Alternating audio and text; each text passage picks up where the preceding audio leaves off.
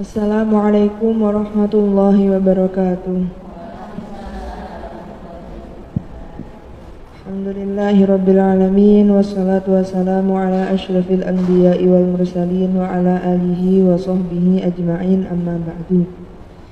Saderengipun kula badhe nyuwun ngapunten karena terjadi telat nggih akhire panjenengan dados ngentosi lami. Nggih, dados kranten anaknya tasik sakit akhirnya kubuh. Nggih, alhamdulillah kita bisa melanjutkan kembali pengajian Sabtu pagi pada hari ini karena wingi kan sempat diundur nggih beberapa minggu karena ada suatu halangan hingga akhirnya pada pagi hari ini kita bisa menyempatkan waktu untuk kembali belajar. Namun sebelum mulai kita maos Fatihah rumiyin kersane mangke belajare diparingi kegampangan. Ahmadina bil mustafa sayyidina maulana Muhammadin sallallahu alaihi wasallam wa ala alihi wasallam.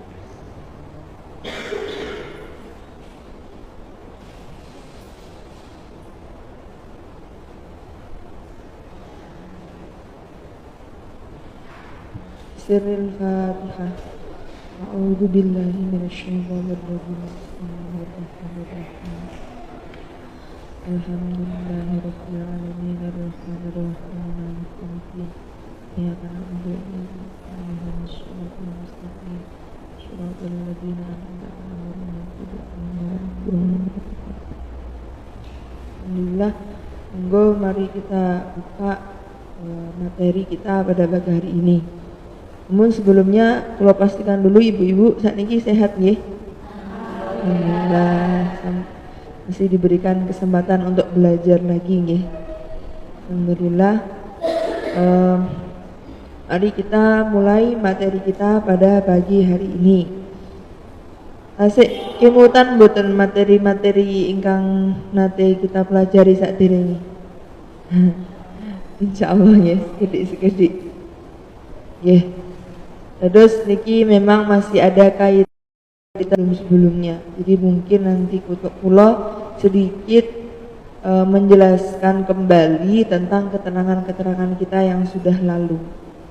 Bismillahirrahmanirrahim. Insyaallah sak kemutan kula terakhir niku kita membahas tentang mat-mat banyak halaman 18. Halaman 18 niku kita bulan lalu membahas tentang mat-mat banyak, di mana di situ telah dicantumkan beberapa contoh-contoh atau ayat yang seringkali orang-orang membacanya niku terbaca salah, entah itu dari segi mat-matnya, dari segi atau dari segi bacaannya.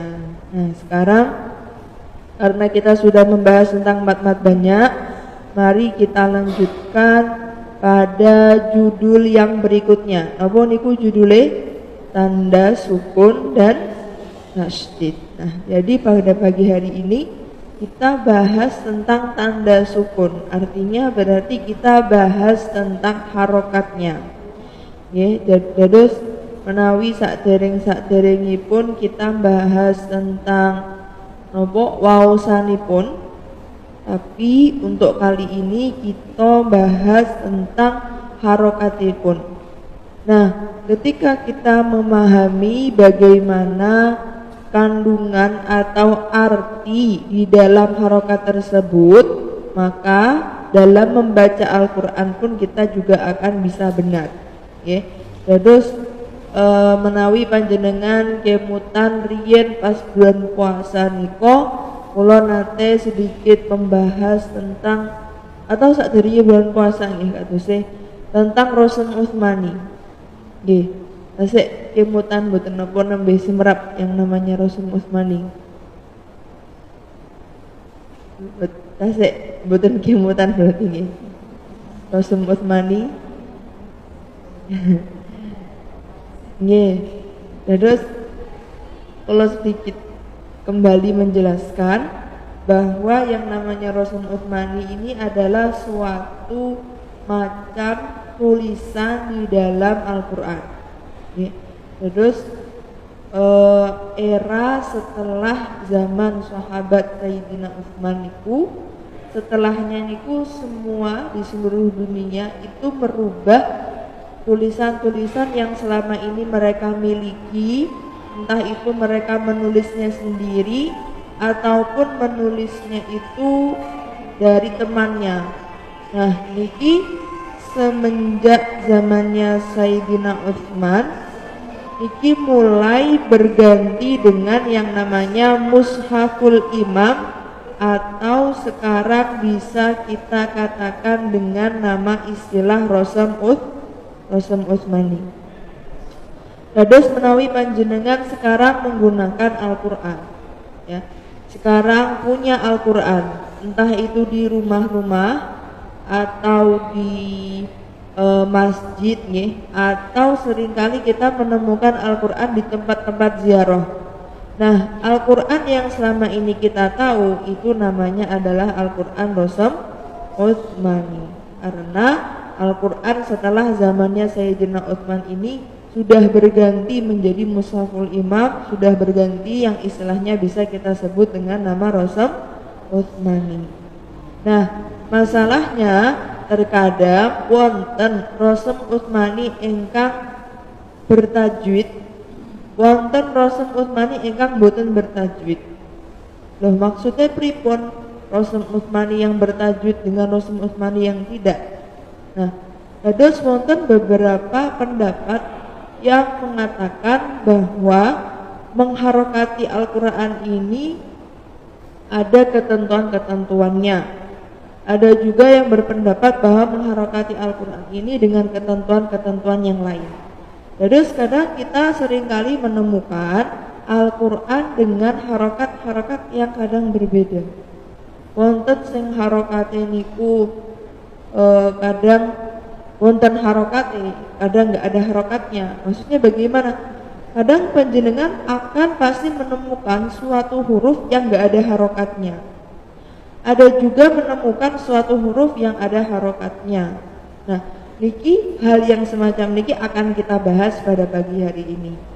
Terus menawi selama ini mungkin diambang kebingungan, ini kok Al-Qur'an saya berbeda, kok yang satunya tulisannya seperti ini, kok Al-Qur'an yang satunya tulisannya seperti ini. Nah, karena memang Al-Qur'an ini tulisannya niku banyak versinya. Mungkin panjenengan nate semerap yang namanya Mushaf Madinah. Semerap nih Mushaf Madinah yang dibawa hadiah haji nggih leres. Terus biasanya yang mantun haji niku betul Quran nggih, biasanya dikirim-kirim dan lain sebagainya.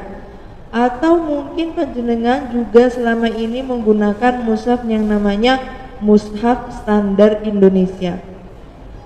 Engkang keluaran Departemen Agama Indonesia secara resmi memang. Terus atau biasa disingkat dengan MSI, Mushaf Standar Indonesia. Nah, niki seringkali kita temukan di tempat-tempat seperti tempat-tempat ziarah. Menawi panjenengan ziarah teng Sunan Ampel atau ziarah teng Sunan Derajat, Sunan Bonang. Niku kan kathah nggih kados Quran sing teng pinggir-pinggire makom. Nah, niku biasanya panjenengan menemukan adanya Quran itu adalah Quran cetakan Indonesia, Mushaf Standar Indonesia. Atau bahkan panjenengan seringkali menemukan atau bahkan panjenengan masih menggunakan Mushaf Al-Qur'an Latin. Enten mboten sing pakai niku. Mushaf Al-Qur'an Latin. Terus Quran niku dipindah pakai Latin. Pakai tulisan nggih. Jadi enggak pakai bahasa Arab. Pakainya Latin. Nah, niki adalah suatu fenomena di Indonesia yang mana Al-Qur'an ini memang dicetaknya atau penulisannya niki benten-benten. Nah, niki mungkin adalah suatu hal kejanggalan yang mungkin selama ini panjenengan alami. Kok iso Qur'ane beda-beda, sing iki tulisane ngene, sing liyane tulisane ngene. Nah, Di sini mari kita akan belajar tentang bagaimana sebetulnya Al-Quran itu ditulis secara benar itu sebenarnya bagaimana. Oke. Terus insya Allah yang sekarang panjenengan pegang ini itu adalah model macam tulisan Al-Quran yang memang terpercaya dan dipertanggungjawabkan. Karena cetakan yang sedang panjenengan pegang niki adalah cetakan Al-Quran yang sesuai dengan tulisan Al-Quran aslinya. Maksudnya pun niki sebetulnya merujuknya niku adalah pada negara-negara Timur Tengah. Yang tentu kita tahu bahwa ulama-ulama Timur Tengah sana tepatnya adalah ulama-ulama Mesir niku merumuskan yang akhirnya menghasilkan tulisan-tulisan Al-Quran yang bisa dipertanggungjawabkan, tulisan-tulisan Al-Quran yang memang sesuai dengan referensi yang konkret, tidak seperti tulisan yang lain yang mungkin ternyata referensinya ini kurang kuat ya.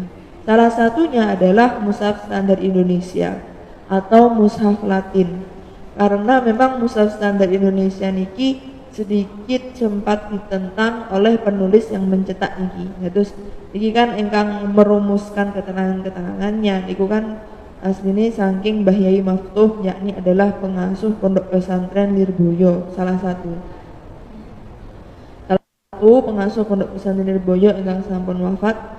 Terus beliau niki memang sedikit menentang tentang penulisan-penulisan yang selama ini terjadi di Indonesia, bahwa ternyata penulisan yang ada atau Quran yang ada di dalam negeri kita Indonesia niki beberapa ada yang berbeda dengan penulisan yang dicetak atau yang terjadi di mushaf Saudi Arabia atau mushaf orang Timur Tengah.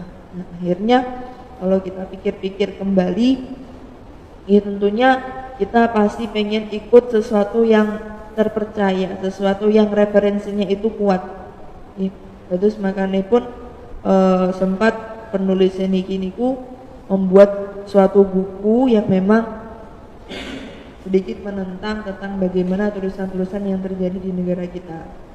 Nah, akhirnya karena beliau ini sangat kekeh untuk menggunakan mushaf Rusum Utsmani yang memang cetakannya ini adalah cetakan dari Timur Tengah sana, sehingga ini membuat kita harus mau belajar tentang penulisannya yang mungkin sebelumnya kita menggunakan tulisan Indonesia, tulisan Latin yang tujuannya kadang kita pengen lebih mudah, tujuannya kita tuh pengen lebih gampang untuk belajar membaca Al-Quran. Namun sebetulnya ketika kita belajar Al-Quran sedangkan kita membacanya itu bukan langsung tulisan Arabnya secara langsung, melainkan kita membacanya itu tulisan Latinnya, itu sebetulnya tidak ada keberkahan di sana, tidak ada suatu kemanfaatan yang bisa kita ambil ketika kita membaca Al-Quran dengan tulisan Latin, sama sekali tidak ada. Karena Al-Quran itu diturunkan dengan bahasa Arab, maka tidak mungkin kita belajar Al-Quran tapi kita tidak belajar tulisan-tulisan Arab. Nah, oleh karena itu sebelum belajar tajwid mungkin sebetulnya di dalam konsekuensi tajwid niki atau dalam konsep tajwid ini kita gak hanya belajar tentang bacaan-bacaan nun mati bertemu wawu atau nun mati bertemu ini, nun mati bertemu huruf ini, enggak, tapi kita juga belajar tentang tulisannya. Ya, salah satunya yang akan nanti kita pelajari, salah satunya yang nanti akan kita belajar bersama, bahwa ternyata tulisan Al-Quran itu ternyata seperti ini loh yang benar. Terus kadang memang kita menemukan perbedaan-perbedaannya. Nah, mari kita mulai baca dari judulnya, tanda sukun dan tasydid. Oke, tanda sukun dan tasydid. Berarti kita akan belajar tentang tanda sukun. Ya, tentunya ibu-ibu menika sampun semerap nih, sukun niku maksudnya nopo? Sukun niku nggih sing biasanya kita Kalau nulis Arab itu pasti kita tahu sukun itu pasti menunjukkan pada bahwa huruf itu adalah huruf yang mati, itu sukun. Nah, sekarang yang akan kita pelajari sebetulnya di dalam Al-Qur'an ini tulisan sukun itu seperti apa sih? Apakah selama ini kita sudah benar menulis tulisan sukun? Maksudnya menulis harokat sukun kita itu sebenarnya sudah benar apa belum? Ataukah ternyata di dalam Al-Quran itu memiliki ketentuan sendiri? Nah, mari kita baca. Pertama, di bawahnya itu ada tulisan bacaan izhar dengan tanda sukun, ya. Bacaan izhar. Oke, bacaan izhar niki termasuk suatu bacaan yang cukup populer ya di Indonesia. Artinya dari mulai kanak-kanak itu biasanya sudah diajarkan tentang bacaan izhar, atau kalau nggak bacaan izhar itu biasanya bacaan ikhfa. Bacaan izhar, bacaan ikhfa itu kita sudah sangat populer di entah itu di TPA atau kanak-kanak atau usia remaja, itu sudah diberi pengertian atau materi tentang bacaan-bacaan ini. Nah, bacaan izhar menawi sak merepe panjenengan, bacaan izhar niku nopo? Bacaan yang jelas ya, terus kita akan belajar tentang bagaimana sukun itu yang terdapat di dalam bacaan-bacaan yang jelas. Nah, karena kan wonten to sukun tapi bacaannya niku mboten jelas alias ikhfa. Jadi kadang ada yang seperti itu, kadang ada yang seperti ini, yaitu bacaan tanda sukun yang di dalam bacaan yang jelas. Terus bacaannya niku jelas, boten samar, boten berdengung, boten sing atau itu pun boten. Tapi bacaannya jelas. Boten nggih. Terus seperti huruf N di dalam bahasa Indonesia. N,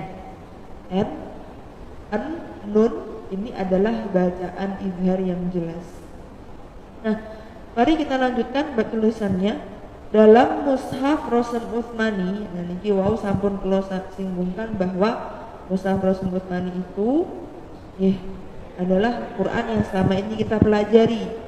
Tapi Mushaf Rosen Utsmani itu ada yang tulisannya berbeda-beda, seperti yang kula sebutkan wau, wonten sing Mushaf Utsmani cetakan Indonesia, wonten sing Mushaf Utsmani cetakan Turki, wonten Mushaf Utsmani yang cetakan India, bahkan ada juga yang cetakan Bangladesh, ada juga yang sangat populer yakni adalah Mushaf Mesir atau Mushaf Madinah.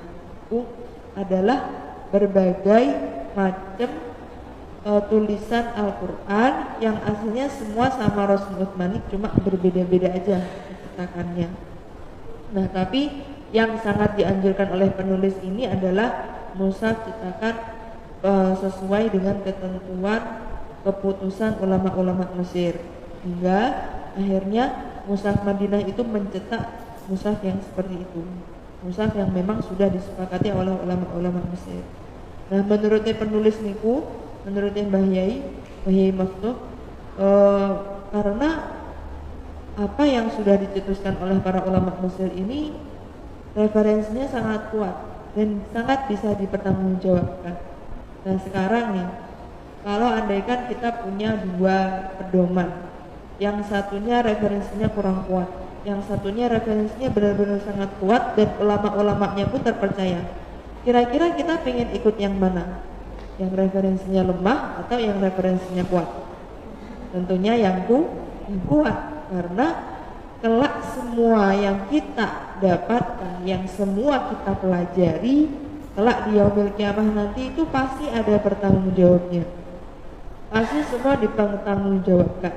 Nah, maka kalau kita menggunakan Rosen Utsmani atau Quran yang memang bisa dipertanggungjawabkan, yang memang ulamanya itu terpercaya, tentu kita akan pengen ikut di dalamnya. Tentu kita akan berani untuk ikut mengikuti pendapat ulama tersebut, karena memang ulama-ulama tersebut sudah terpercaya, daripada kita mengikuti tulisan-tulisan yang ternyata referensinya ini kurang kuat dan ulama-ulamanya pun juga tidak sekuat ulama yang ada di Mesir sana, sehingga memang rekomendasi dari Mbah Yai Maftuh niki adalah mushaf yang memang mushaf tersebut sudah sesuai kesepakatan oleh ulama-ulama Mesir, sehingga sudah tersebar luas di Saudi Arabia. Itu memang kebanyakan menggunakan mushaf yang seperti ini. Nah, mushaf Rasul Utsmani tanda sukun hanya berbentuk kepala hak kecil. Ya, niku bisa panjenengan tingali nggih. Terus aslinya ternyata sukun niku yang selama ini kita kenal dengan tanda bundar nih, dengan tanda bundar. Di mana-mana kita kalau nulis sukun itu pasti bundar. Bahkan kalau kita mengajari anak-anak kita mengajari adik-adik itu pasti bundar. Jadi selama ini yang kita kenal sukun itu adalah tanda yang berbentuk bundar. Nah, ternyata di sini diluruskan bahwa mushaf, di dalam mushaf Rasul Utsmani, tanda sukun itu berbentuk atau diambil dari kepala hak yang kecil. Jadi kan kepala hak kan niku nggih boten bunder seser nggih, kepala hak niku sedikit membuka, sedikit bolong nggih, terus. Nah, ini sebetulnya sukun itu seperti ini. Sukun itu seperti ini, adalah kepala, bentuk dari kepala hak yang disederhanakan. Kemudian dilanjutkan, tidak menggunakan tanda bundar. Jadi karena kan bukan Al-Quran, meskipun bahasa Arab, tapi kan bukan Al-Quran. Kita bebas mau nulis apa saja kalau bukan Al-Quran. Nah, tapi kan kalau mushaf Al-Quran itu harus ada ketentuannya, karena ya tentunya kita nggak bisa sembarangan, karena tulisan Al-Quran ini sifatnya adalah sesuatu yang memang sudah diajarkan oleh Rasulullah, sehingga kita tidak bisa bermata-mata mengotak-atik Al-Quran ini, nggak bisa. Oh ini pena ini, akhirnya kita rubah tulisan di dalam Al-Quran. Terus betul sakit kita merubah tulisan yang di dalam Al-Quran, karena itu sifatnya sudah diajarkan langsung dari Rasulullah. Jadi Rasulullah sudah mengajarkan seperti ini, ya sudah, sesuatu yang sudah diajarkan Rasulullah kan nggak mungkin kita mau merubah. Seperti hanya sholat subuh, misalnya sholat subuh kok 2 rakaat tambahin jadi 4 rakaat, ini nggak bisa. Karena memang sudah seperti itu dari sananya, sudah seperti itu yang diajarkan oleh Nabi kita. Nah, jadi saya ulangi kembali bahwa ternyata sukun itu bukan bentuk bundaran, yang bukan suatu tanda yang bundaran bulat, ya, bukan tanda bulat. Tapi sukun ini diambil dari kepala hak kecil yang disederhanakan menjadi seperti itu, yang bisa panjenengan tingali dan buku ini masing-masing. Kemudian kalau lanjutkan, di mana huruf yang ditandai sukun tersebut terbaca mati dan harus terbaca idhar. Nah, jadi di dalam mushaf Rasul Utsmani yang memang sesuai dengan percetakan sananya, itu tidak semena-mena, tidak semuanya huruf yang mati bisa diberi tanda sukun. Jadi kemungkinan besar ada beberapa bacaan yang boten diberi tanda sukun. Tapi ada juga beberapa bacaan yang bisa diberi tanda sukun. Oke, terus di sini bisa memberikan pemahaman bagi kita semua bahwa bacaan mati itu nggak harus semuanya sukun. Karena ada beberapa yang bacaan tersebut nggak ada sukunnya, jadi nggak ada harokatnya. Tapi ada juga bacaan tersebut itu yang diberi tanda sukun. Nah, bagaimana membedakan antara bacaan yang ada sukunnya dengan bacaan yang tidak ada sukunnya? Ini dijelaskan. Di mana huruf yang ditandai sukun, ya, huruf yang ditandai sukun itu adalah terbaca mati dan harus terbaca idhar.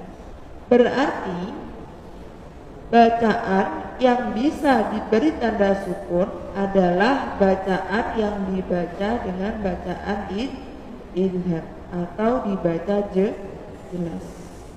Berarti bisa beri kita paham bahwa ternyata sukun ini hanya diberikan kepada kalimat-kalimat, contoh-contoh bacaan yang memang dibacanya ini secara jelas. Nah, kebalikannya izhar nomor, ya. Berarti bisa beri kita paham bahwa selain bacaan izhar atau seperti bacaan ikhfa, ini tidak diberi tanda sukun. Oke? Kalau akan beri contoh.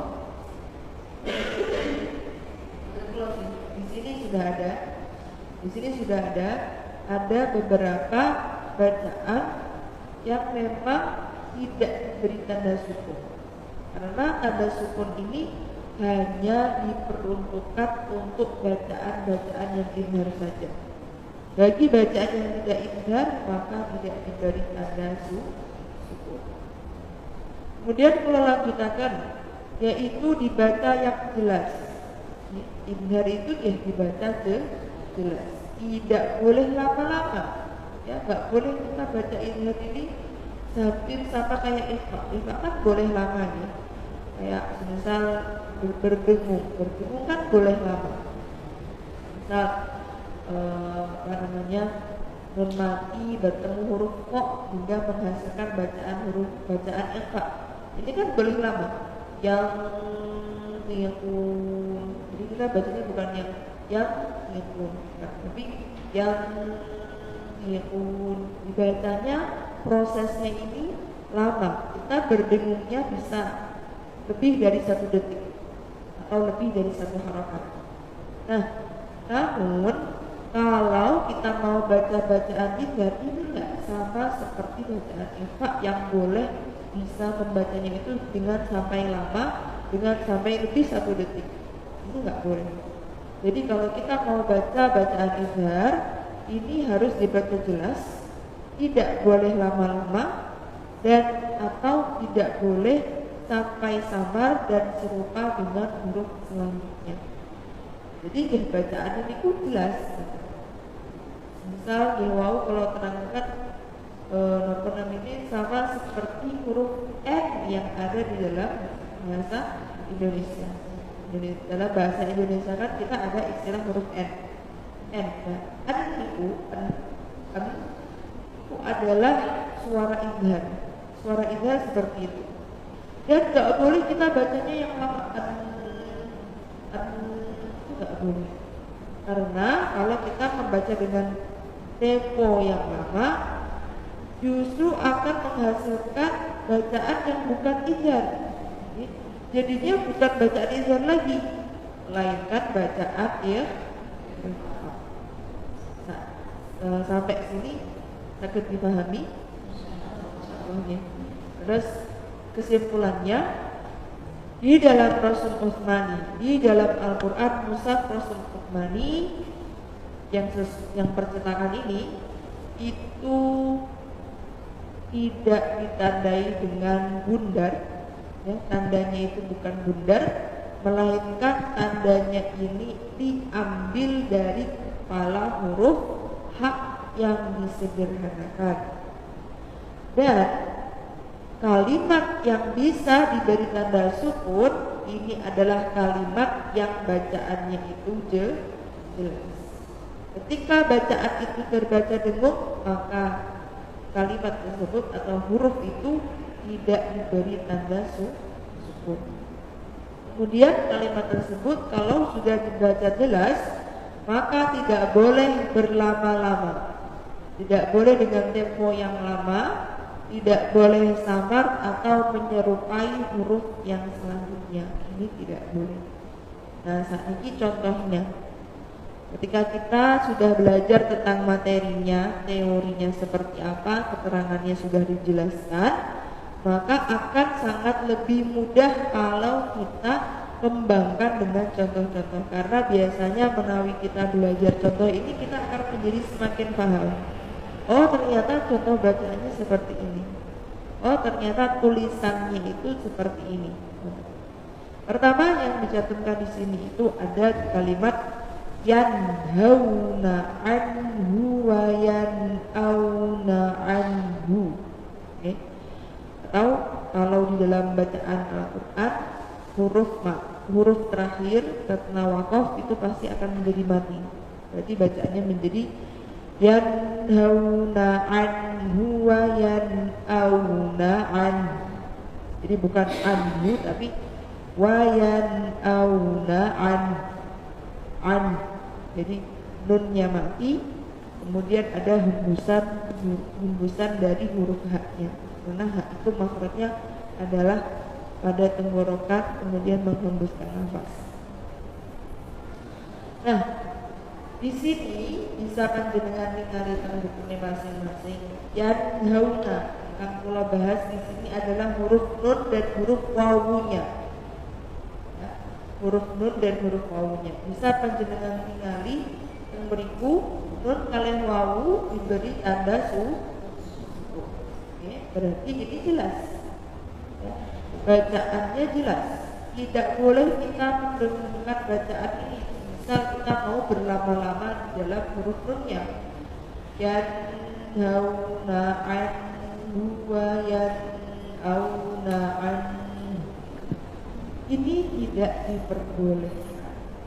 Tidak diperbolehkan membacanya itu dengan sangat lama. Karena ini bukan bacaan yang berdengung, alias bacaan yang bisa diucapkan lebih dari satu harakat atau satu detik.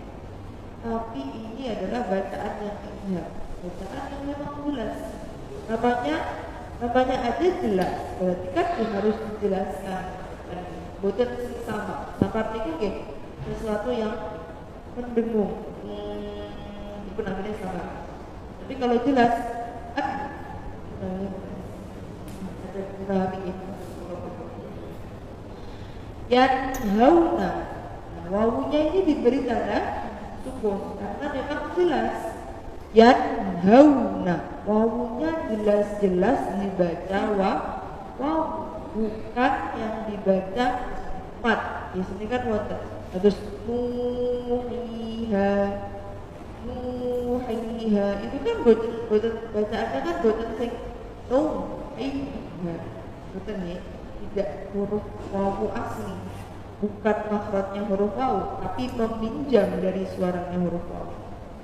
Sehingga ketika panjenengan menemukan kalimat muhiha ini bisa dipastikan wawunya nggak ada sukunnya, wawunya kosong gitu aja, tidak ada harakatnya sama sekali. Nah, berhubung ini wawunya dibaca jelas, berhubung ini wawunya memang kita baca dari makhrajnya langsung, itu makhrajnya wawu adalah dua bibir, maka wawu ini diberi tanda sukun. Yanhauna anhu, bacaannya jelas anhu, bukan yang anhu, tapi jelas anhu. Sehingga nun yang ada di dalam sini itu diberi tanda sukun. Yanhauna anhu wa yanauna Rawi panjenengan lihat nanti belajar huruf kalimat inggar, bacaan inggar maksud saya, itu pastikan keterangannya kan gitu. Bacaan inggar adalah nun mati yang bertemu dengan huruf-huruf halak atau huruf-huruf tenggorokan, seperti nun bertemu hamzah, nun bertemu ha, nun bertemu ha, nun bertemu ain. Ini adalah pengertian dari kalimat itu nun mati yang bertemu dengan huruf-huruf tenggorokan, huruf-huruf yang kuatnya itu berasal dari tenggorokan. Monggo ini kami bawakan kemudian dengan dikatakan yanhauna anhu wa yanauna anhu. Yanhauna anhu wa yanauna anhu. Kemudian contoh selanjutnya tin nunnya, ya, nun yang dibaca jelas di dalam kefasihan bahasa Arab itu tidak terdapat pantulan. Apa itu pantulan? Maksudnya pantulan itu adalah huruf yang memantul. Aja. Nun ini bukan termasuk dari huruf qalqalah, sehingga nun ini tidak boleh dibaca dengan pantulkan. Biasanya yang sering terbaca pantul itu nun sama huruf lam.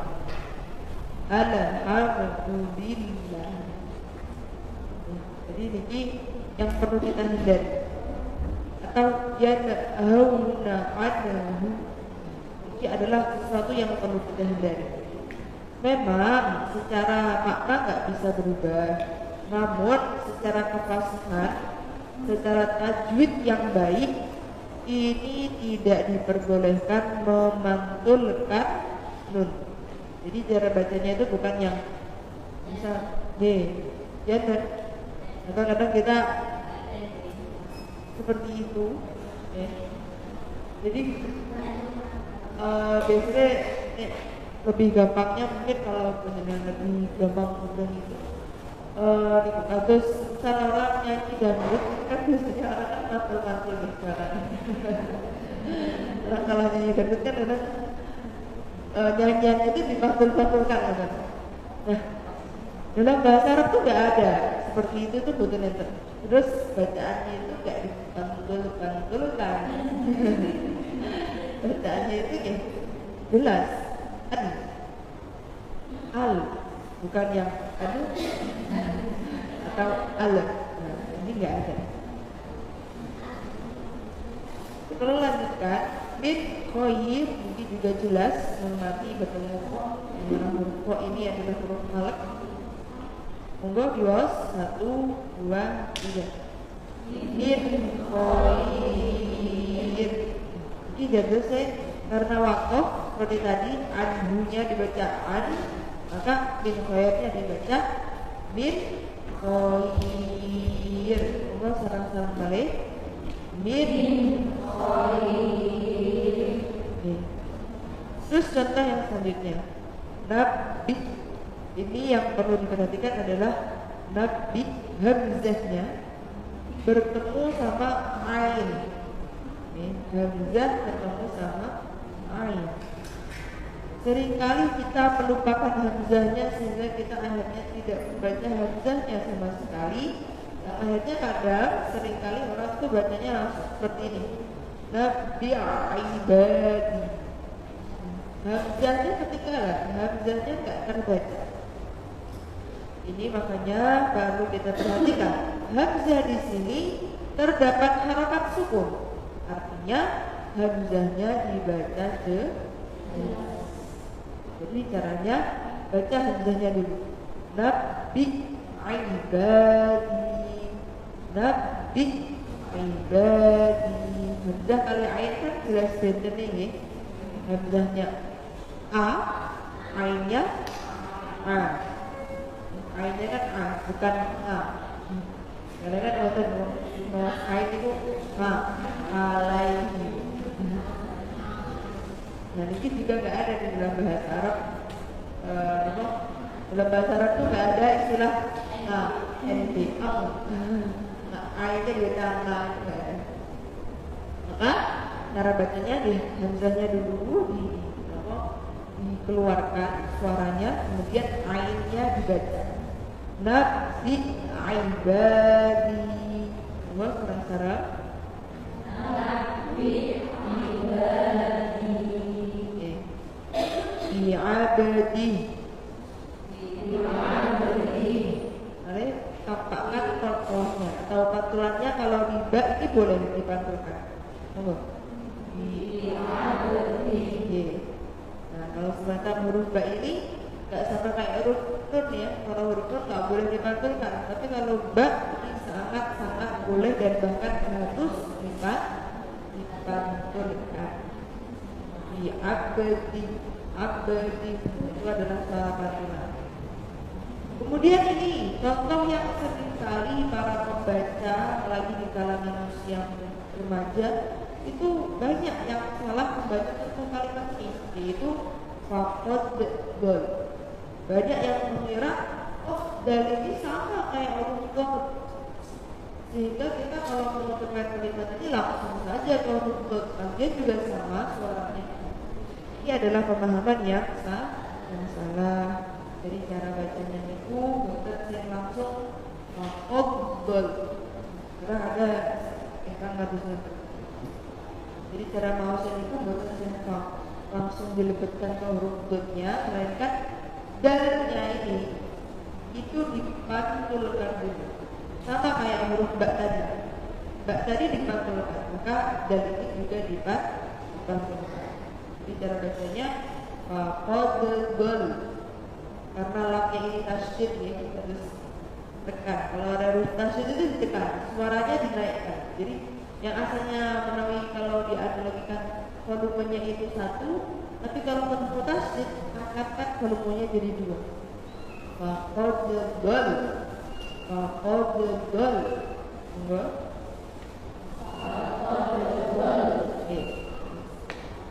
Faqad ja'akum,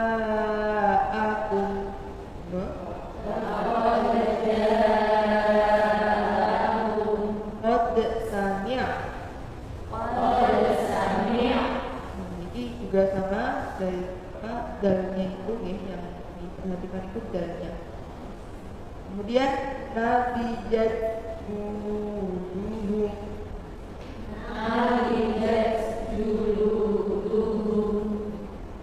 Ini kenapa kok memasukkan contoh yang ini, karena tak mujib ini seringkali kita melupakan taknya. Tak di sini yang perlu diperhatikan sama-sama itu adalah tak ini punya sifat harus. Harus ini kasusnya di Indonesia juga cukup populer ya. Anak-anak pun juga kadang belajar apa yang harus. Harus itu adalah salah satu nama sifat yang berarti bahwa huruf tersebut mengeluarkan hembusan nafas. Namun karena huruf tak ini tidak hanya cuma punya sifat hamas, tak ini juga punya sifat syiddah alias kuat, sehingga hamas atau hembusan nafas ini tidak terlalu keluar secara banyak. Terus karena kan bener nih, yang mau tak itu bukan at, bukan at, tapi at, atau taknya itu bukan ta, tapi ja. Ini menawi kita orang kalau baca seperti ini itu udah bukan huruf tak lagi, tapi huruf C.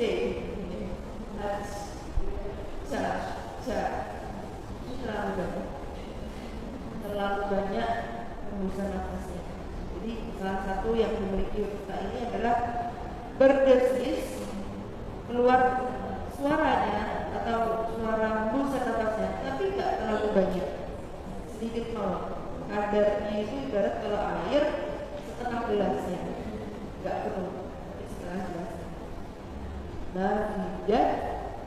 Nabijat, taknya itu keluarkan dulu desisannya, baru begini. Nabijat,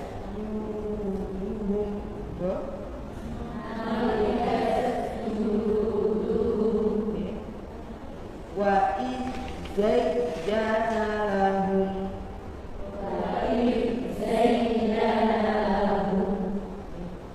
Nah terusnya ada juga contoh yang cukup sulit, dot ketemu dotnya tebal, taknya tipis. Artinya apa tebal sama tipis? Tebal itu kalau di dalam bahasa Arab maksudnya adalah menebalkan atau menundukkan atau dalam mulut itu menggema, karena tebal, hurufnya itu tebal. Ini kita hanya bahas tentang sifatnya huruf, bukan maksudnya lagi, tapi sifatnya. Di dot ini kalau kita ibaratkan itu dot itu kayak orang yang gede, suaranya besar, itu ibaratnya kayak lembut. Karena memang buat sifat dalam huruf itu seperti sifat dalam manusia. Manusia ada yang lemah lembut, ada yang kasar, ada yang kecil, ada yang besar dan lain sebagainya. Ini sama seperti di dalam huruf itu punya sifat juga seperti manusia. Huruf itu juga punya sifat. Salah satu sifat yang dimiliki oleh huruf dot ini adalah tebar atau isti'la, mengangkat pangkal lidahnya. Kalau kita angkat pangkal lidah kita, pangkal lidah itu adalah lidah yang paling belakang. Ini lidah lidahnya yang paling belakang. Kemudian dotnya juga jadi bacanya itu kebetulan ringan, tapi tebel di dalam itu kayak seakan-akan menggema suaranya. Di dalam itu ibarat suatu ruangan, kita ibaratkan suatu ruangan besar atau ruangan kecil gitu, dan gak ada isinya sama sekali. Ketika kita tutup pintunya, maka akan menggema dalam ruangan itu. Tapi kalau kita buka pintunya lebar-lebar, maka penggemanya akan hilang. Suaranya nggak keluar begitu saja. Sama hanya lihat huruf yang tebal. Karena suara ini sedikit tertutup oleh pangkalnya lidah yang naik, tenggorokan pita suara ada di sini nih. Nah, karena lidah ini ketika kita mau mengucapkan suara ini tertutup-tutupi oleh pangkal lidah yang naik, akan pintunya itu sedikit tertutup, sehingga menghasilkan menggema di dalam mulut dan menghasilkan suara yang tebal. Karena tertutup sama pangkal lidah yang naik, akhirnya di dalam itu kita menggema, suaranya menjadi tebal. Jadi seperti itu pengibaratan dalam tajwid.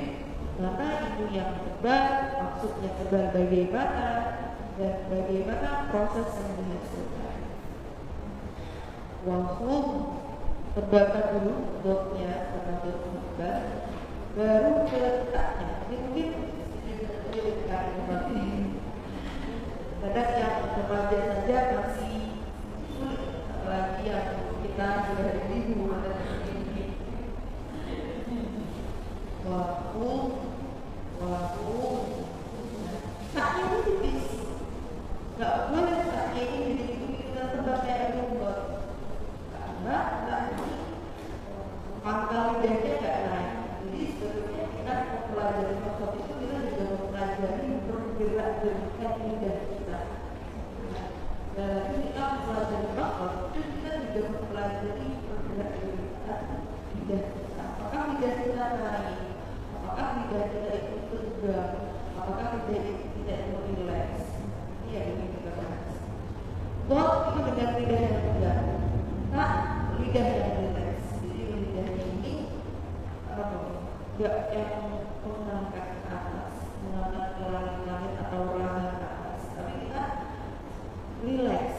Lidahnya itu ya bukan tegang.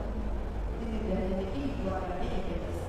Nah, dot yang kalau sekarang bukan yang seperti itu, bukan yang tegang, tapi rileks. Nah, is keluarkan desisanya sendiri. Tidak terlalu banyak sehingga kita akan kurangi. Jadi, nah masalahnya sekarang ini ketemu sama huruf dot, sehingga kita mungkin sedikit repot menggunakannya. Maka satu jalan keluar yang mungkin bisa kita lakukan agar kita belajar itu bisa benar adalah dengan pelan-pelan dalam membaca. Terus biasanya kalau kita kesulitan itu cara solusinya dengan cara lain adalah pelan-pelan saja. Kita ada yang buku, mengikuti kontrol dan sebagainya. Kalau kita buku, lidah dan otak kita tidak sehingga sehingga bacaan jadi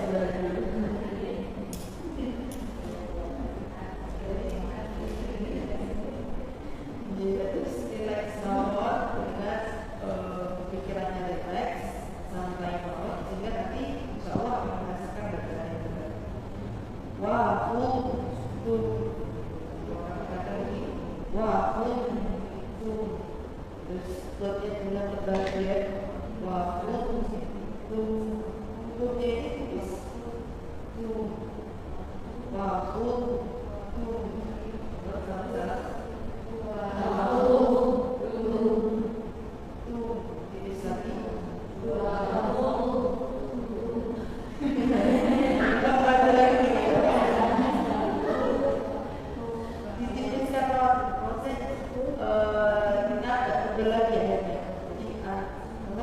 perubahan dari lidah yang tegak ke lidah yang keras.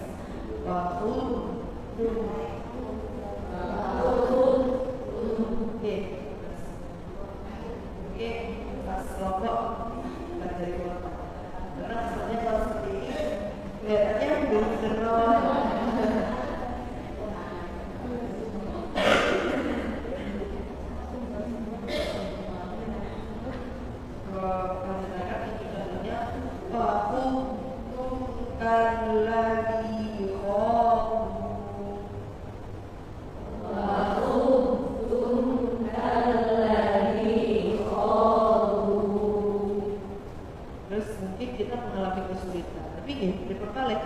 Kita mempelajari logat bahasa Arab ya, logat bahasa asing, sehingga kita mengalami kesulitan. Mungkin orang yang Arab aslinya langsung pasti tidak mengalami kesulitan karena memang ini bahasa mereka sendiri.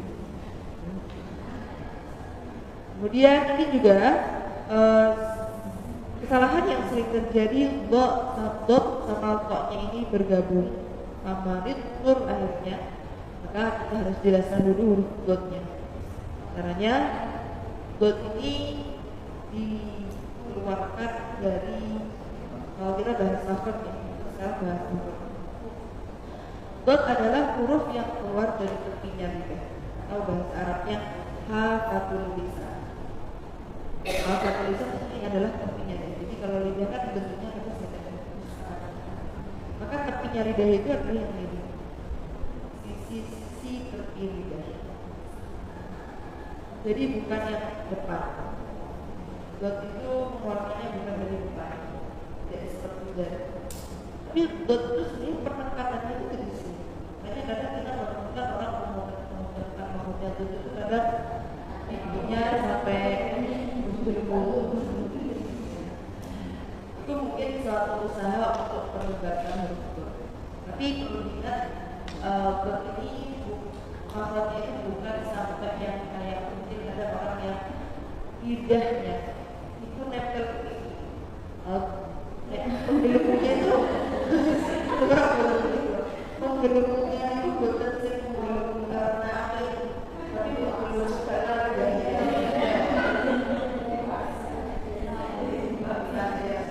dari betul gitu. Karena sebetulnya nggak ada logat bahasa itu nggak ada yang lidah sampai tertuang atau lidah sampai sapi. Karena logat yang terlalu terlewat misalnya sampai tua itu nggak ada. Dalam bahasa itu sebenarnya sampai terlalu. Jadi masih di dalam mulut kita. Nah, dot itu masih di dalam rahang kita. Penempelnya itu bukan menempel di pipi. Penempelnya dalam menempel di pipi, melainkan penempelnya itu pada gigi gergaji kita. Kita punya gergaji dan penempelnya di sini. Bahalir itu, bahalir itu.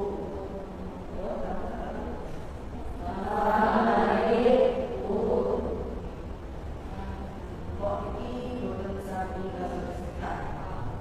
Kok ini kalau kita telusuri sifat-sifat yang dimiliki kok ini dari luar tersebut. Ibarat kalau manusia ini besar, gede, umur, suaranya gede. Jadi sama sekali tidak punya sifat kuat atau kuat. Ini adalah sifat yang dimiliki huruf tebal,